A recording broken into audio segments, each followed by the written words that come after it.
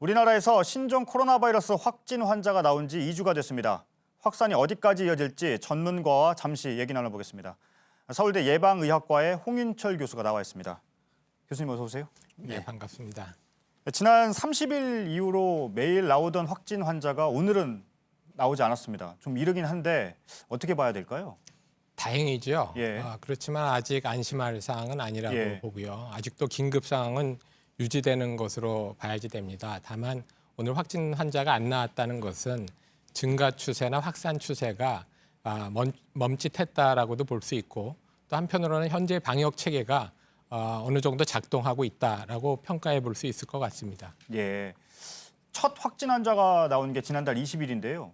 한 2주 정도 만에 15명의 확진 환자가 나왔습니다. 이 네. 속도는 우리나라에서는 좀 어떻게 봐야 될까요?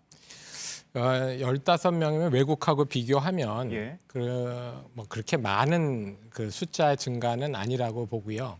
그런 면에서 우리나라가 특별하게 환자가 많이 발생하는 상황은 아니다, 이렇게 볼 수 있겠습니다. 예. 방역 당국은 앞으로 일주일 아니면 열흘이 중요한 고비가 될 것이다 이렇게 보고 있는데요. 네. 교수님은 좀 어떻게 보십니까? 그렇죠. 왜 그러냐면은 접촉자가 어떤 말하자면 잠복 기간을 넘어서 증상이 발생하지 않는다면, 예. 그렇게 되면 우리는 그 기간을 이제 어느 정도 통제됐다고 볼 수가 있는 거죠. 그렇다면은 일주일에서부터 한 열흘 정도가 현재로서는 고비 상황이다, 이렇게 볼 수 있겠습니다. 예. 일주일에서 열흘이 고비인데 지금 새로 나온 얘기가 어제 이제 처음으로 인정을 했는데요. 무증상 감염, 그러니까 증상이 네. 없는데도 감염시킬 가능성이 있다라는 걸 우리 정부도 처음으로 인정을 했습니다. 이 부분을. 이건 어떻게 봐야 될까요, 지금? 무증상 감염이 사실은 이번 감염의 예. 새로운 또 사실이고 또 예. 걱정을 해야 되는 부분입니다. 왜 그러냐면은 호흡기 바이러스 감염은 대개는 증상이 있는 다음에 전파가 되기 때문에 무증상으로 전파가 된다는 것은 새로운 또 사실인데, 또 그만큼 지역사회에서의 전파 우려가 있다고 볼 수 있습니다. 그렇기 때문에 아마도 증상이 있는 다음에 우리가 감시 체계를 가동을 하는데, 그보다 좀 더 적극적으로 증상이 발생하기 전에 접촉자도 관리하는 것이 바람직하다고 생각을 합니다. 예. 무증상 감염이 있다는 게 가장 큰 문제가 통제가 더 어려워진다는 건데 그렇죠. 그럼 좀 더 구체적으로 지금 방역과 좀 달라져야 될 부분들이 있을까요? 이게 만약에 확인이 된다면요. 예를 들면 증상이 있는 다음에 이제 접촉자로서 우리가 감시를 하는데, 예. 그 환자가 증상이 생기기 전에 접촉했던 사람도 가능성이 있는 거 아니겠습니까? 예. 그러니까 제 생각에는 적어도 하루 정도는 그 증상이 없을 때도 그 하루 정도 이전에부터 접촉자를 적극 관리하는 것이 필요하다고 생각합니다. 예. 지금 앞서 보도에서도 보셨을 텐데 중국 후베이성을 들른 외국인들은 입국 금지를 했는데 중국 전역으로 넓혀야 된다 이런 목소리도 나오고 있습니다. 여기에 대해서는 좀 어떻게 생각하십니까?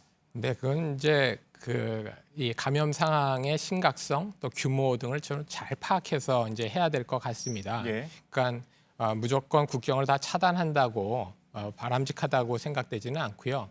현재 이제 확산 정도가 갑자기 증가되거나 하는 상황은 아니기 때문에 제 생각에는 후베이성의 현재로서는 예. 이제 그렇게 국한해서 차단하는 것이 맞고, 그렇지만 상황을 면밀히 봐야지 되겠죠. 우리가 선제적이고 적극적으로 해야지 됩니다.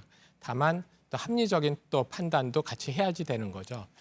예. 일단 뭐 중국 후베이성을 중심으로 확진 환자들이 나오고 있는데 주변 지역도 사실은 조금씩 확진 환자가 늘고 있는 상황이라서 아무래도 기준점을 마련한다면 어느 정도까지 이 입국 금지 제한 조치를 넓혀야 한다면 그 기준을 어디까지 좀 봐야 될까요? 그 기준을 뭐 명확하게 잡기는 어렵겠지만, 예. 이제 현재 유입돼서 새롭게 발생하는 환자가 있는지, 예. 다만 지역사에서만 발생이 되는지를 면밀하게 봐야지 되고요. 예. 그러니까 지역사에서 발생하는 정도가 좀 잠잠해지고 또 유입되는 것이 이제 없다면 사실은 더 확산할 이유는 없다고 봅니다. 다만 예. 이제 그 상황이 아니고 유입되는 또 환자도 생기고 지역사에서도 확산된다면 우리는 좀 더 그 방역 체계를 강화하는 측면에서 전면적인 입국 통제도 고려해 볼 수 있는 것이죠. 예. 한 가지만 더 질문을 드리겠습니다. 지금 밀접 일상, 이 밀접 접촉이냐 일상 접촉이냐 상관없이 이제 자가격리를 하겠다 이렇게 정부가 발표를 했는데요. 네. 자가격리 됐을 때의 수칙이 있다면 혹시 어떤 것들이 있을까요? 자가격리라고 하면 이제 스스로 알아서 예, 이제 예. 격리를 이제 해야지 되는 건데. 가족과 같이 있을 수가 있잖아요. 그런데 그렇죠. 예. 근데 접촉자라고 하는 개념이 이제 밀접이든 일상이든 사실 같은 공간에 있으면 그건 이제 접촉자다라고 봐야지 되고요. 예. 그러니까 자가격리라고 하는 것은 같은 공간에 없는 수준에서의 격리가 돼야지 된다. 그렇게 예. 봐야지 됩니다. 가족과도 일단은 좀 떨어져서 지내야 그렇습니다. 된다라는 예, 예. 말씀이신 예. 거죠. 알겠습니다. 잘 들었습니다. 서울대 예방의학과의 홍윤철 교수님이었습니다.